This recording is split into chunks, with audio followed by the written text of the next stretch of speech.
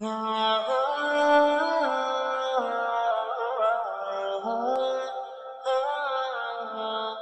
باحثا عن خير صحب في الحياة، صحب بقربهم السعادة والنجاة. بسم الله والحمد لله والصلاة والسلام على رسول الله وعلى آله وصحبه ومن والاه. السلام عليكم. السلام. Okay. Bismillah walhamdulillah wassalatu wassalamu ala rasulillah wa ala alihi wa sahbihi wa man wala. It's nice to be back and see all of you again. And I know that the summer break is upon us and you have a lot of time to spend. So the question becomes, who are we going to spend the time with? What are some of the characteristics of the people that we'll be spending time with? And the issue of who your friends are your companions, or peer pressure, and how we want to frame it, is an important issue, even if you think about the social science. So, think about social science research. Psychologists have examined peer influence, and they find that as early as the 2nd and 3rd grade, children began to place more emphasis on what their friends think than what their parents think. I'll say that one more time.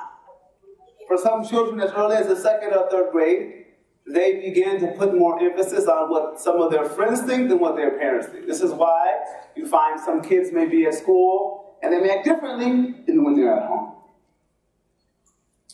And we also find, if we look at, for instance, the research on juvenile delinquency, that one of the greatest predictors of delinquency, meaning kids committing crimes, right?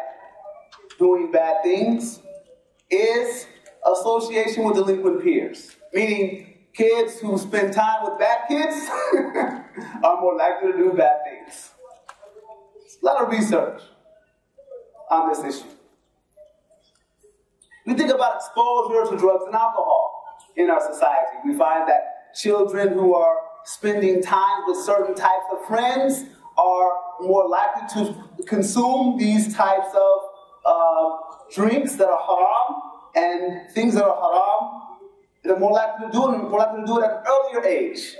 So we know that friends matter, and the type of people you hang around with matters. The question is, does Islam say anything about friends? Does Islam say anything about peer pressure? Fortunately for us, Allah subhanahu wa ta'ala knows His creation better than any social scientist. So Allah subhanahu wa ta'ala says a lot about friends and companions, and the Prophet sallallahu alayhi wa sallam does so also. For instance, when Shaitan came to Adam and his wife, he was trying to convince them to do what? Eat the fruit from the tree.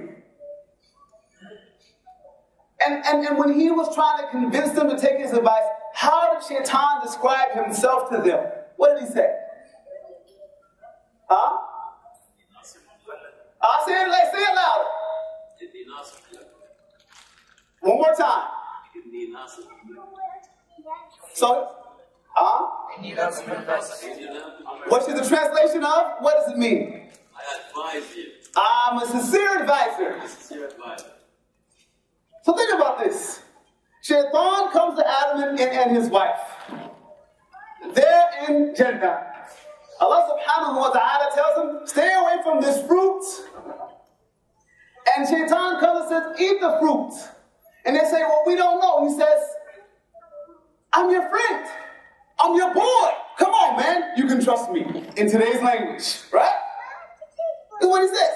Come on, man. I'm your boy. I wouldn't mislead you. I got your back. This is what Shaitan said to Adam and Eve. So Allah subhanahu wa ta'ala understands his creation. At an early age, in our creation, people was misled by people who said, trust me, I'm your friend. Subhanallah. That's the first warning for the Muslim. And then Allah subhanahu wa ta'ala gives a counterweight to that story in Surah Al-Kahf. And what am I talking about here? What happens in Surah Al-Kahf? The young people, what happens? Young people, young men, what do? Together. They got together and did what?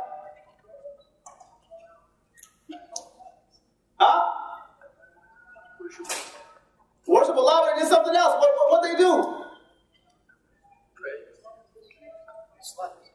They slept, but before they slept, Ran away. they ran away. They made Hijrah from the evil things. They said, our people are involved in shirk, our people are involved in unrighteous behavior, let us leave this place. And that's an example for you young people. You have to migrate away from evil. You have to migrate away from haram. You have to migrate away from those things that are displeasing from Allah, that are displeasing to Allah subhanahu wa ta'ala. And you need good friends to do it. Right? It's hard to do stuff by yourself. It's hard to do things by yourself. Even the Prophet sallallahu alaihi wasallam needed companions, sahaba, right? He can do it by himself. He can fight the battle by himself. He can fight the battle of Khandaq by himself. He couldn't fight the battle of Uhud by himself. He needed companions. So we want to spend, and I'm going to try not to talk too long. I say that every time, right?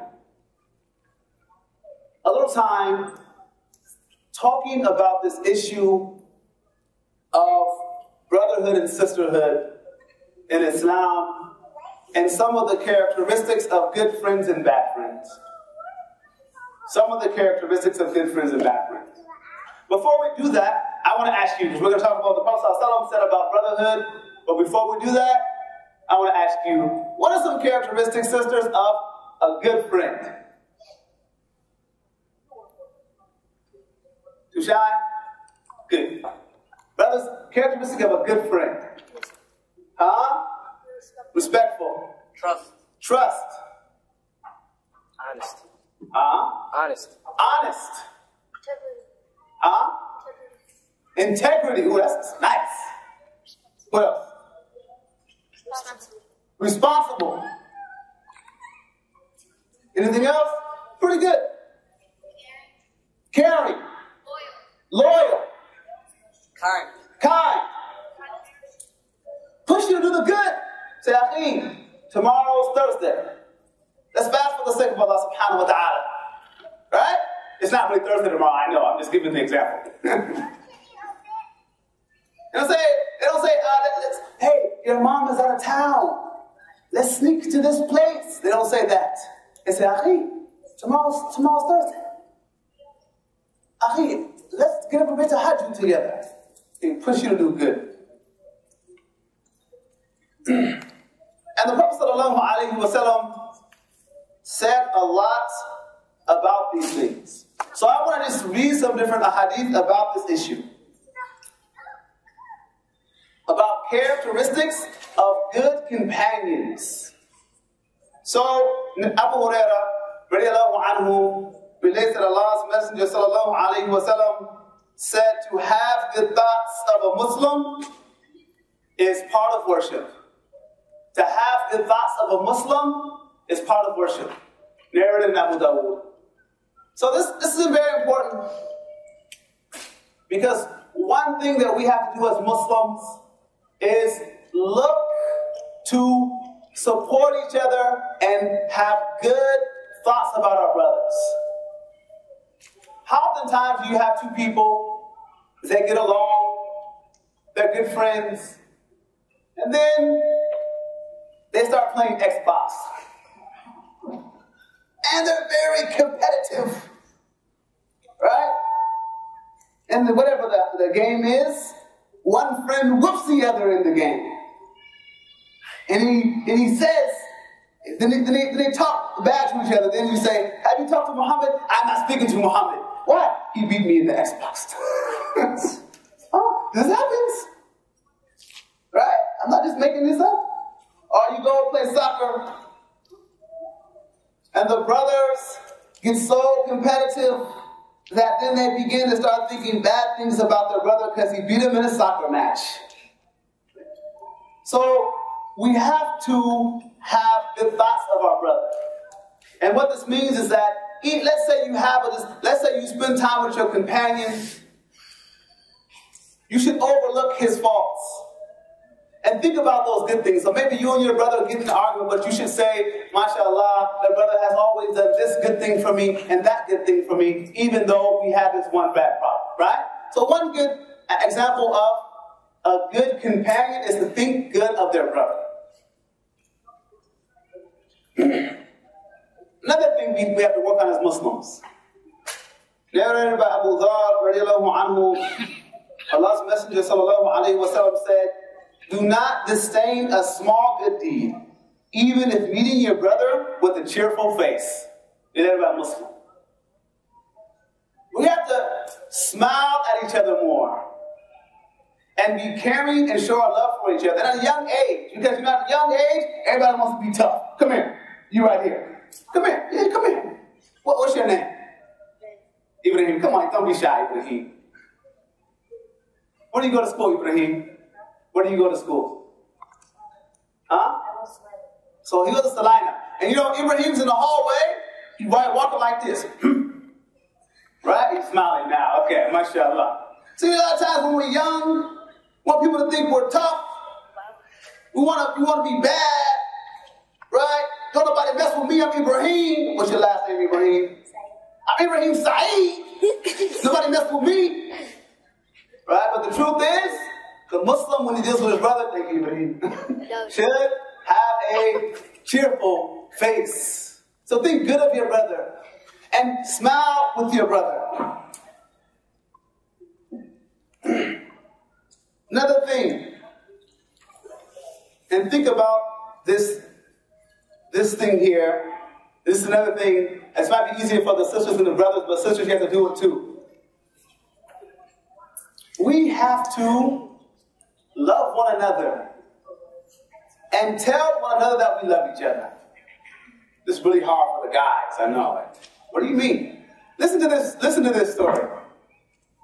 Narrated by Abu Idris al-Khawlani. He said, I once entered the masjid of Damascus. He was one of the tabi'een, by the way. He wasn't one of the companions, one of the tabi'een. So he said, I happened to catch the sight of a young man who had a pretty, beautiful smile. A number of people had gathered around this young man. When they had differed over anything, they would refer the matter to him and act on his advice. I asked who he was, and I was told that he was Muaz bin Jabal. The next day, I hastened to the masjid, but found that he had arrived before me and was busy offering salah. I waited till he finished and then proceeded towards him from the front, greeted him with salam, and said to him, by Allah, I love you.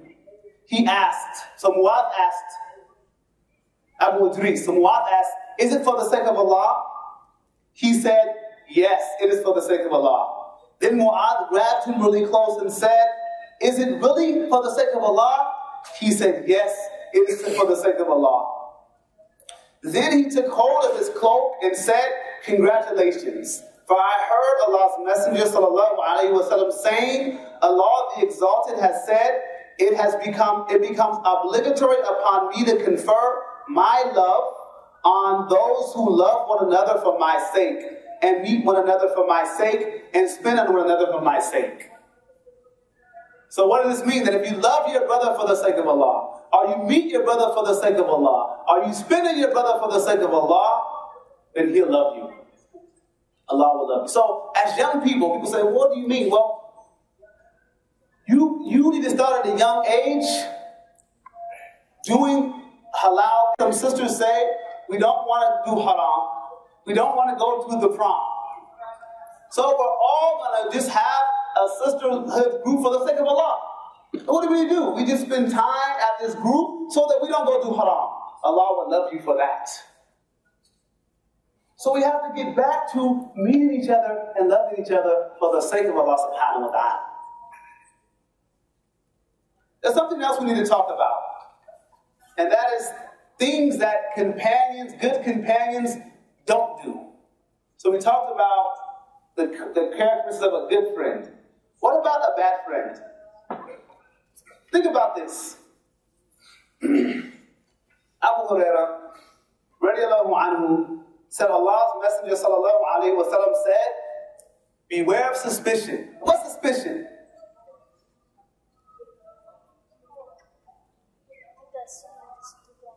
You assume that your brother is doing something wrong.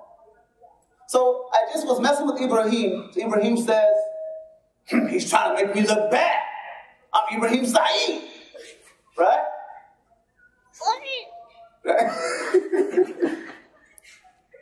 I can see Ibrahim doing that, right? So this would be suspicion. Are you seeing your brother? He's walking. Maybe he's walking with his little sister. He's not doing anything haram. He's talking with his little sister. You say, what is he doing with this girl? Astaghfirullah. But you don't even know. You don't even take time to find the answer, right? It's my little sister. You get what I'm saying? Prophet ﷺ said, beware of suspicion, for suspicion is the worst of false tales. And listen to this. Do not look at each other's faults. Do not spy on one another. Do not be jealous of one another. Do not hate one another. Do not sever ties with one another. Just looking at the game. Akhi. You okay? All right, man. I'm getting suspicious. Okay, thank you. So he said, Prophet ﷺ said, do not be jealous of one another. Do not nurse enmity. Do not hate one another. Do not sever ties with one another. Become the slaves of Allah, to be brothers to one another as He commanded. A Muslim is a brother to a Muslim. He should neither oppress him nor humiliate him. Piety is here. Piety is here. Piety is here. It is evil enough for a Muslim to look down upon his brother. All things of a Muslim are inviolable for his brother in faith. His blood, his wealth, and his honor. Verily, Allah does not look at your bodies nor to your faces, but He looks to your hearts and deeds. So let's just go back, because I know there's a lot of big words in this. Prophet ﷺ said, a Muslim should not humiliate one another. And how often do we see, maybe there's a kid, his parents don't have that much money, so he has some funny looking shoes, right? Huh? Sick shoes, he said. See, he knows people have words for these things, right? His shoes look sick. He said, like his shoes are diseased, right? So he has some sick shoes on, and we make fun of him. So maybe a Muslim brother. Maybe he comes to the masjid, but he just having money. He says, look at Abdullah's shoes. Those shoes are sick, Abdullah. Look at some new shoes. Right? Maybe Abdullah just wants to hang with the guys and have fun, but he's not the best soccer player. He just wants to spend time with Muslim brothers, and you say, Abdullah, you can't play. You suck, Abdullah. You're terrible. You can't play soccer with us. Get out of here, Abdullah. Right? This is not from our religion to humiliate our brothers. So if your brother, Prophet ﷺ said, do not look down upon your brother. And you know, the thing is, this happens at a young age. We call it, and now I'm old, right? So I don't know what you guys call it now. We call it ranking, like we rank on somebody, right? So, you know, you come to school and, you know, there were guys, you know, we had funny people in the class. And also all they did was talk bad about other people and make other people laugh.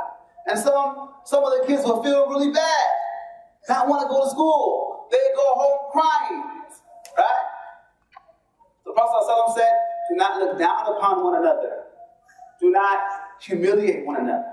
It's something we have to really practice, because sometimes it's just a joke, right? We're just playing. We don't even take it that seriously, but at the same time, we're hurting our brother or sister, right? This is not from the religion, and this is not from being a good companion to do those things. Also, the Prophet ﷺ said, do not feel envy or jealousy of one another. So let's flip it on the other side. So sisters, you go to school and there's a sister, she has the best headscarf. MashaAllah, every day she has a new one. And they're the prettiest scarves. No sister in the school has better scarves than her. And I didn't really know how serious the scarves were until I got married. Right? So I asked my wife, are we going to the wedding? I need a new scarf. Well, you have 500 scarves. But son, they saw me in this scarf already. Oh, subhanAllah. So you need a new scarf just for the wedding. And I thought it was just my problem. And I went to talk to one of the brothers and said, oh no, my wife needs a scarf and a dress. So don't feel bad. I said, alhamdulillah, there's nothing wrong with my wife. Right? So, if there's a sister who has all those things, we shouldn't be jealous of that sister. In fact, it's hasad, like I said, oh, I wish something bad happened to her because she has nice things. We find this happening too sometime in the community. Or if someone has something nice that we want, it's our Muslim brother, we hate them because they have nice things. We shouldn't do that. Or we hate them because Allah gave them some talent, right? So Allah gives a brother the ability to play soccer really well. It's not just a gift. Sometimes people are just naturals at sports. It's the truth. When I was in 8th grade, there's a guy who's in the NBA right now named Jason Terry. He played for the Dallas Mavericks. I played in the same boys club team as him. Right? Jason Terry and I used to spend the night at his house. I know his family still.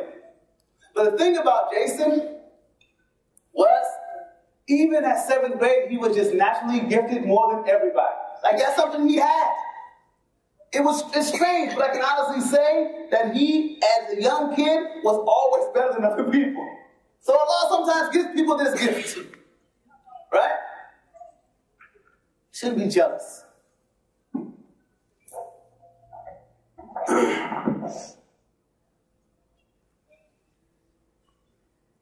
One more thing, and then we'll make it more interactive.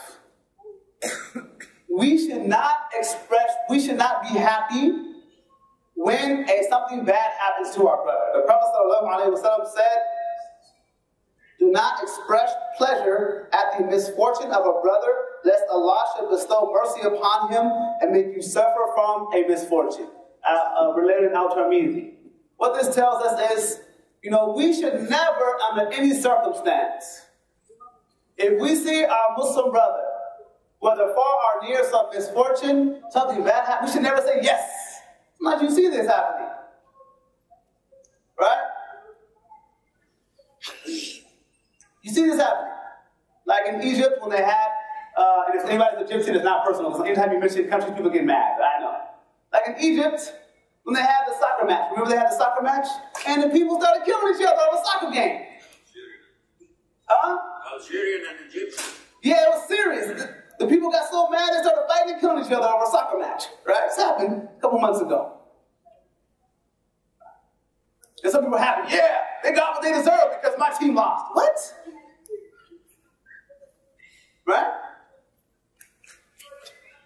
So now we want to, now that we have kind of a basic guideline, and one thing in my lectures, I don't try to say I'm going to solve all the problems, I just want to give you some suggestions. Suggestions on things we can do as brothers and sisters. So now I want to just ask you, and I'm going to finish in a short minute, so just bear with me. What are some things that we can do in the community here? Like, for instance, if you wanted to have a suggestion to the community on how we can make the companionhood better for the youth, what are some things we can do here in the community to make the companionhood better for the youth and the brotherhood and sisterhood better for the youth? Any suggestions? Now it's your turn. What do you think? What are some things we can do to improve the brotherhood or make the companionhood better? Any ideas? Yes. Every month we make a field day on the pier. Allahu Akbar. What's your name? Tariq is very smart. He said every month make a field day at the pier, at the park. This is excellent. Excellent. Brothers and sisters, all of our social events don't have to be lectures. We can have other events as long as they're halal, right? It's important for people growing up in a society because a lot of times the things that they have for youth, sometimes they're not halal. So this is something, so now everything you say here, I'm going to challenge you to do it though, so just beware. So how many of you think that it would be a good idea to every month have something at La Pier Park for the youth?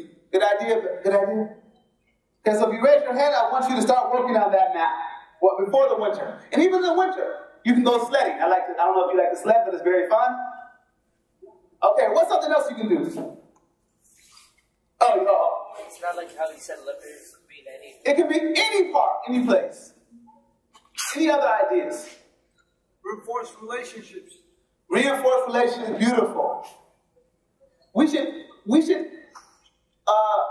the Prophet ﷺ said, do not sever ties with your brother, right? Well, sometimes we should need to call our brothers, not just when we need something, and invite our brothers. And I have to say, man, I reward the brothers here because the brothers always invite me to things, even when I can't make it. This is good. But if you haven't seen your brother, call him and say, Akhi, I haven't seen you, man. Let's go have lunch. Meet me after Jumu'ah. Let's go have tea. Let's go shoot hoops, right? Do something in a halal environment. Just spend time with your brothers. You know, the Prophet ﷺ and the companions, they just spent time together, right? They would just be in the masjid, right? They would just be in the masjid chilling with the Prophet ﷺ. And that's the best companion. Man, I wish I could do that. Sit with the Prophet ﷺ and just sit with the Prophet ﷺ. That's what they did. Every chance they got, I'm going to be close to the Prophet ﷺ. We should do the same thing. What else? It's like the young man when he was mentioning about field trip to appear every month. Yeah. We try to keep our kids away from those Catholics dawah. They came every summer and they have like a small festival, you know. Yeah. The kids ride the camels. Yeah. And they pass in the free hot dog. Yeah. Hamburger. We like to keep him away from that. This is very good. Because if we don't give our children alternatives, somebody else will. Either the Catholic or someone will call them to their deen, or Shaitan will say, hey, you don't have nothing to do? Go to this website, right? Seriously. You want to go swimming? So what if the girls have bikinis? Really, if we don't do something for our youth, someone will provide alternatives. What else can we do? Sisters, any ideas? We have to have stuff for sisters too. It's very important. Because our sisters face constraints in the society. Like, in Canton, they have a gym. I thought this was very funny. I just found this out. Summer camp. Summer camp. Why do we have Muslim summer camp? For the brothers and sisters. Just be a weekend or a week. You can rent some cabins and take the kids camping. It can be done. What else?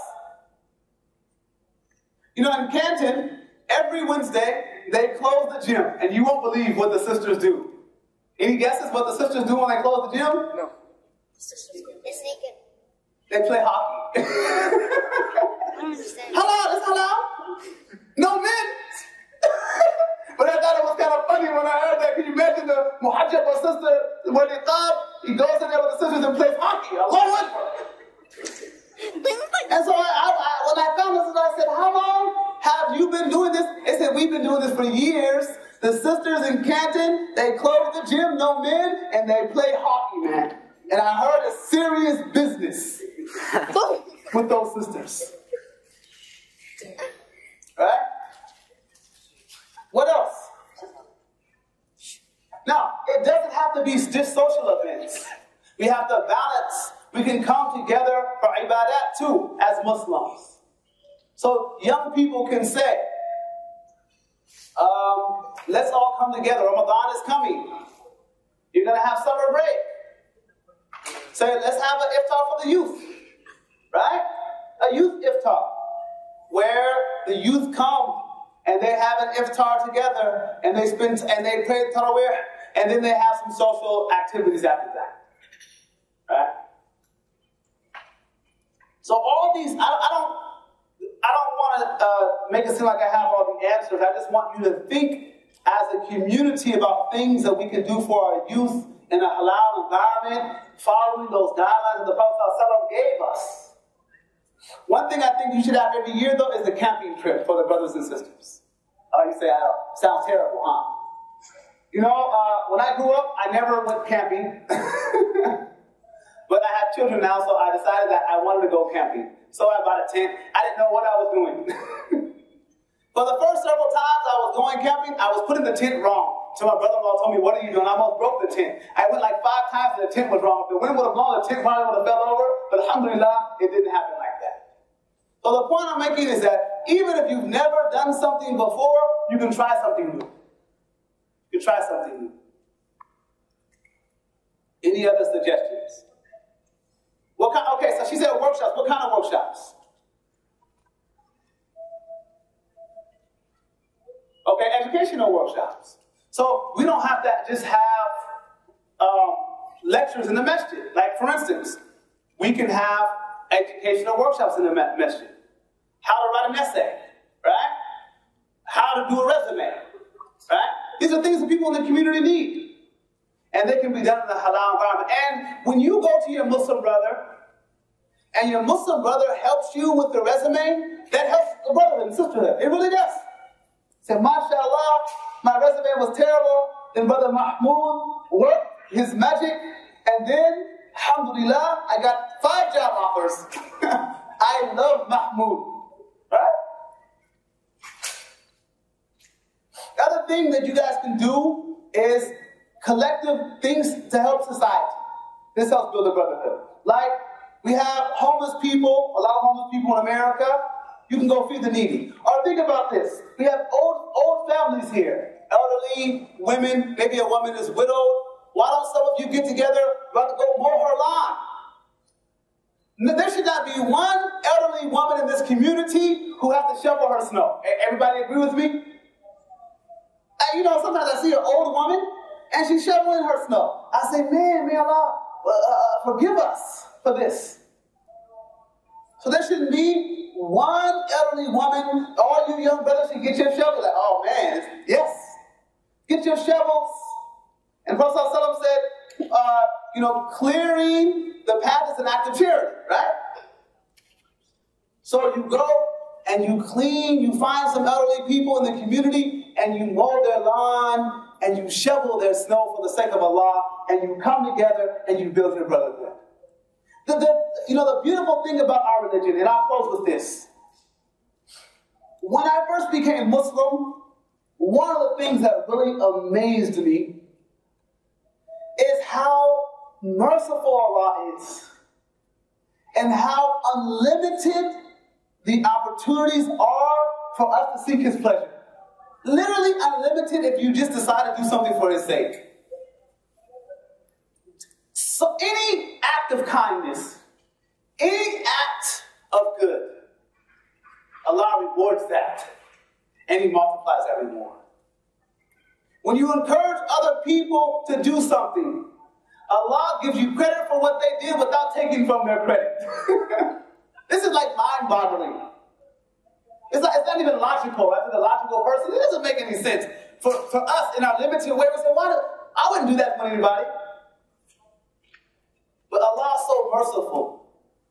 So we have an opportunity to build our brotherhood, make our life better in this world, and get blessings.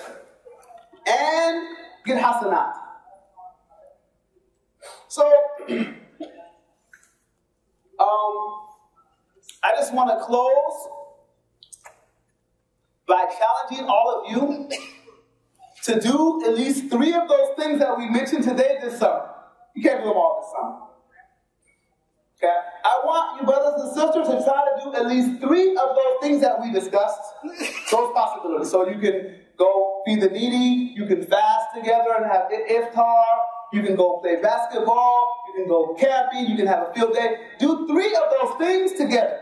And then after, inshallah, you're successful in the summer doing these things, I want you to add a new thing as often as possible. For the sake of brotherhood and sisterhood. Okay? Can we agree to that? Okay, so I'm actually moving out of town Monday. So I want you to make dua for me. I'm moving to Rochester, New York. I took a job at another place, and so inshallah it's going to be very beneficial. But I have Khalid's phone number as soon as he gets his phone fixed.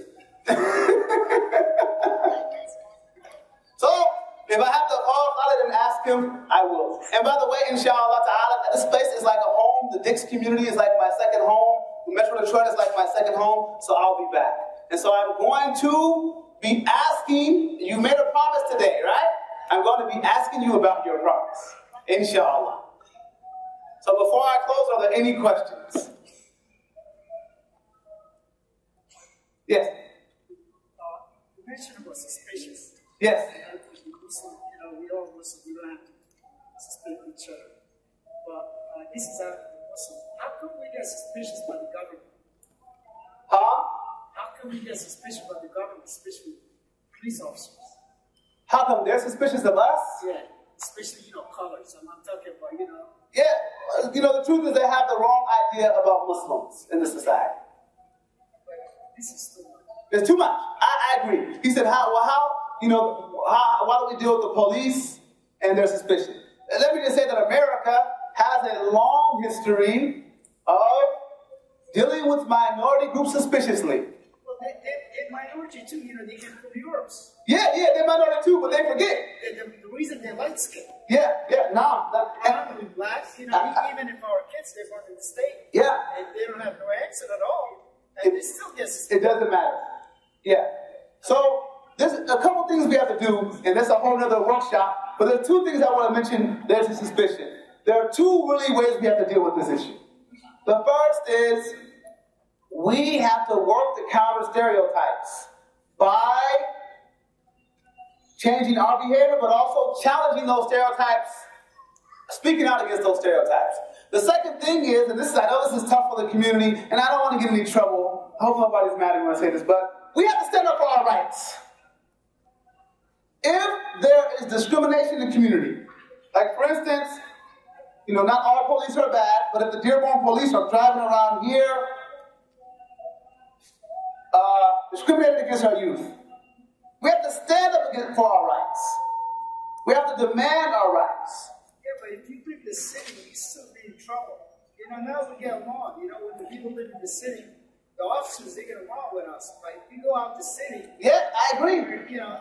Listen, let me tell you a story that happened to me. Even out of New York, I agree. Look, I went to Seattle to visit my mother, and I had my son Shuaib, he's 4. And I took the airplane back. And the flight was at midnight. We got back at midnight from Seattle. And one of the brothers was using my car, and he picked me up. And the police officer stopped us right at the terminal. Pulled us over. I said, "Officer, why did you pull us over?" He said, "You fit the description of a robbery." I said, "Hold on. So you're telling me that my friend my Muslim brother, robbed the bank, or robbed the store, and then went to the airport to pick me up?" This is a true story. This happened to me, wallah. And then, I had to take the officer's information, and I called to complain to them. So what I'm saying is that it happens to all of us, but we have to be vigilant in demanding our rights. And if we do that, the tide will turn, inshallah. But it's a long battle. It's been going for a long time. Yeah, I agree. I didn't say it was easy. I had the same problem once like you, No. I got pulled by the cops for no reason. The guy was flying, over the speed. Yeah. Because I'm from Richmond, heading to North right? Yeah. We said we had to stop and denunciate. Yeah. Yeah, but what I'm saying is that this is another thing we can do is come together to stand up for justice, right? We can come together as Muslims to stand up for justice and demand our rights. It's important.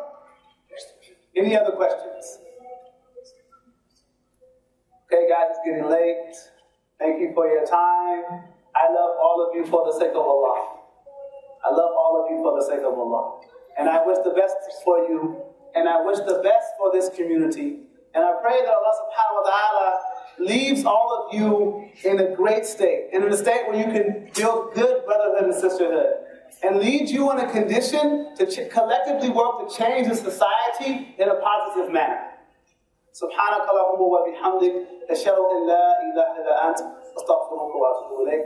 السلام عليكم ورحمة الله وبركاته. عن خير صاحب في الحياة، صحب بقربهم السعادة والنجاة.